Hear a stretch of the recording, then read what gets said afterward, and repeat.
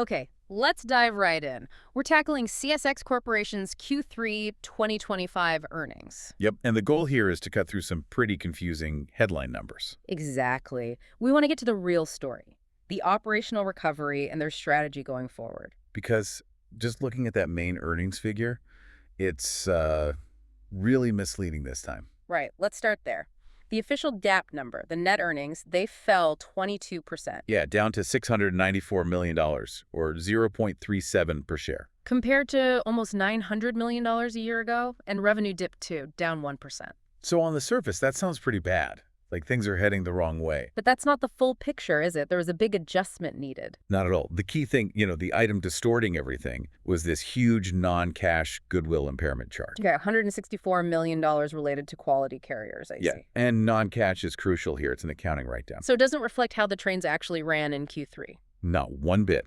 It's about adjusting the value of a past acquisition on the books. It's not operational cash flow. Got it. So if we take that $164 million charge out, what does the performance look like then? Well, the adjusted net earnings come out to $818 million, Okay. which translates to 0.44 cents per share. 0.44 cents? And how does that stack up against what analysts were expecting? That's the interesting part. It actually just edged out the FactSet consensus.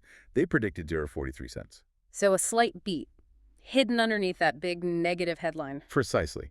It shows some underlying resilience in the core operation. And does this adjusted reality tie into what they're projecting now, their forward guidance? It seems so. They're formally projecting overall volume growth for the full fiscal year 2025, year over year. Building on Q3's performance, hoping it carries into Q4. Yeah, they're talking about building on operating performance and efficiency gains, and they're still investing heavily. Right, the CapEx number. FY25 CapEx projected at $2.5 billion. And remember, that's excluding the spending on hurricane recovery. Okay, $2.5 billion is significant. That feels like a good point to talk about those major projects. Yeah, because those projects are really central to understanding Q3 and the outlook for Q4. They've been a major drag on capacity and performance for, what, the better part of a year? Absolutely. Two main things were really limiting their flexibility. First, the big repair job after Hurricane Helene. On the Blue Ridge subdivision. Right, that's the one. And second, a huge renovation project. The Howard Street Tunnel in Baltimore. A critical piece of infrastructure. So those projects were basically creating bottlenecks. Massive ones, forcing reroutes, slowing things down system-wide. It really constrained the network. But the key piece of news here, the timing, is that they're done now. Pretty much right at the end of the quarter, or just after. Howard Street wrapped up September 26th. Okay. And the Blue Ridge work finished October 2nd. So those constraints are physically gone as we head into Q4. Exactly. And that's why there's optimism about performance improving. Yeah. The network can finally, breathe easier. But wait a second. Let's look at the cash flow. Year-to-date, free cash flow before dividends, it dropped sharply. It did. That's a really important point. Down from over $2.2 billion last year to just over $1 billion this year. Right. $1.06 billion, to be exact. And the report notes over $850 million in cash outflows just for that Blue Ridge hurricane spending and some tax payments. Correct. That rebuild was expensive. So how can the outlook be positive when cash flow basically got cut in half year to date, even if the work is done now? Isn't that a bad sign? It's a fair question. I mean, the cash is out the door. But you have to think about it as sunk cost for a long-term gain. Okay. That $850 million hit was taken while the network was constrained. Now the spending is largely done and the constraint is removed. So the argument is the financial pain was front-loaded and now they get the operational benefit without that drag. Essentially, yes. They paid the price, fixed the problem, and now the network should be more efficient and generate better cash flow going forward, theoretically. And are we seeing early signs of that improved efficiency in the Q3 numbers, even with the tail end of the disruption? We are, actually. Look at train velocity. It improved 2% compared to last year. Up to 18.9 miles per hour. Which, okay, sounds slow to a layman. It does. But in rail terms, even a small bump like 2% in system velocity is significant.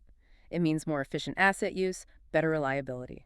And what about dwell time? How long cars are sitting around? Even better there. Dwell time improved 8%, down to 9.5 hours. 8% is a big improvement. That suggests yards are less congested. Definitely. Less congestion means smoother operations, faster car cycles, happier customers. It's a key metric. Okay, so the network is running better, faster trains, less waiting, and overall volume did tick up slightly by 1%. Right, 1.61 million units total, a small increase. But as we said earlier, revenue still went down 1%. If they moved slightly more stuff, why did the total money coming in decrease? Yeah, that disconnect really comes down to the mix of what they were hauling and the pricing in one key area, coal. Ah, coal. What happened there? Coal revenue dropped a hefty 11%.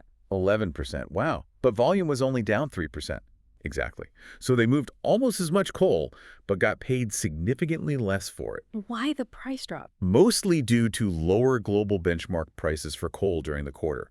That really hit the revenue line hard. Is that a long-term worry for them? Well, for export coal, maybe. But they did note the outlook for their domestic utility coal business is still strong. Growing power demand helps there. Okay, so coal was the big revenue drag. Where did the actual volume growth come from then, that 1% overall increase? The real bright spot was intermodal. That's carrying containers and truck trailers. How did intermodal do? Pretty strong. Volume up 5% and revenue kept pace up 4%. What's driving that? I thought the trucking market was soft. It is generally soft, which makes this performance more notable. It seems driven by strong international shipments, more activity at the ports they serve. Okay. And they also mentioned momentum in domestic intermodal from new service partnerships and maybe winning some share from trucks. Makes sense. What about the other merchandise segments? Any pockets of strength there? Yeah, a couple stood out, mostly tied to construction and infrastructure. Like what? Minerals, so things like aggregates and cement, saw volume jump 8%. Okay, that fits with infrastructure spending. And metals and equipment, things like scrap metal and pipe, that was up 5% in volume. Again, tied to competitive wins and projects. And lots of positives. Automotive volume was up slightly, about 1%, reflecting higher vehicle production levels. Gotcha. And on the weaker side, besides coal? Chemicals, ag products, forest products. They were all down around 7% volume-wise. Forest products down 7%. Can we link that to anything specific happening in the economy? Oh, absolutely. That's a direct reflection of the softer housing market we saw in Q3. Right. Fewer houses being built. Means less demand for lumber and other building materials. They also mentioned some specific plant closures impacting volumes. It's a clear supply chain link. Okay, shifting gears a bit, there was a huge piece of non-operational news this quarter, too. A leadership change. A really significant one. CSX got a new president and CEO, Steve Angel, who started very late last month. And the interesting thing is he doesn't come from a railroad operations background, right? Yeah, correct. No direct Class IO road experience. But his background is very relevant in other ways, especially now. How so? Well, he's known as a deal maker. He oversaw the huge, complex merger between Linde and Praxair. Okay, the industrial gas giants. That was a massive global integration. Exactly. Required navigating complex regulations, combining physical assets worldwide. And interestingly, earlier in his career, he actually ran GE's locomotive division. So he knows the hardware side and he knows massive M&A. Precisely the skill set that might be, shall we say, useful in the current environment. Because CSX is under a microscope right now, isn't it? Pressure from investors like Ancora Holdings. Immense pressure. And Core is pushing them to find a merger partner. And this is all fallout from the proposed mega merger between Union Pacific and Norfolk Southern. Entirely. That proposed $85 billion deal, if it gets approved by the Surface Transportation Board, it changes the whole landscape. How does it directly threaten CSX? A combined UP&S could offer coast-to-coast service that's potentially more than a day faster than current options. A full day. That's a massive competitive advantage in logistics. It's potentially an existential threat. Shippers value speed and reliability above almost everything else. So CSX needs to respond. With a new CEO known for mergers, are they out hunting for a deal with, say, BNSF or CPKC? Well, that's the strategic puzzle. Angel has the M&A background, but CSX's most likely partners, BNSF and CPKC, are publicly saying they're not interested in a full-blown merger. Really? Why not? Wouldn't they want to counter UP&S? Their stated position is that they prefer cooperative agreements like sharing trackage rights or running joint interline services. Sort of like alliances. Kind of. They claim they can achieve most of the customer benefits that way without the massive regulatory hurdles, integration headaches, and, frankly, the cost and risk of a giant merger. So CSX is stuck in the middle, a CEO ready to deal, potential partners saying no thanks, and a giant competitor potentially forming. That seems to be the dilemma. So what's Angel's immediate focus? He just got there. What did he say his priorities are? For now, it sounds like he's focused internally on leveraging the improved network performance. Which makes sense given the construction just finished. Right. His quote was that he's proud that the network is operating well, and we see clear opportunities to leverage that operational strength moving forward. So, step one is get your own house in perfect order. Make CSX as efficient and attractive as possible. Exactly. Whether that's to eventually attract a partner, resist the UP&S threat through superior service via cooperation, or, keep options open. Before we wrap, let's touch on safety and some other key metrics. With all that construction and focus on speeding things up, did safety suffer?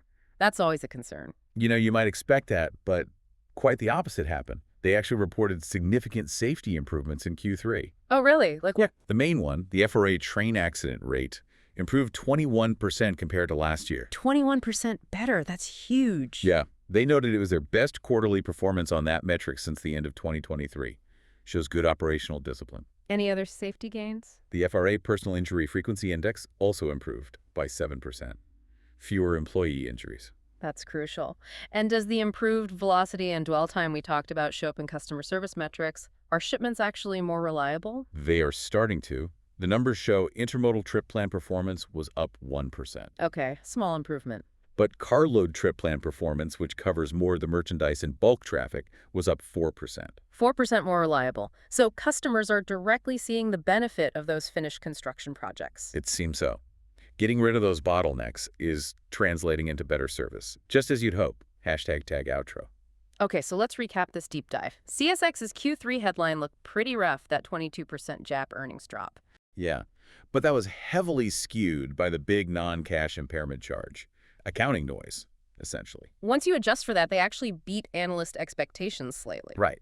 And the real story was the operational improvement happening as those major construction projects finally wrapped up. We saw that in the better train velocity and dwell times. The network is running more smoothly. Definitely. And now they have a new CEO, Steve Angel, who notably has a strong track record with complex mergers. Which brings us to the big question hanging over everything. The million-dollar or maybe billion-dollar question.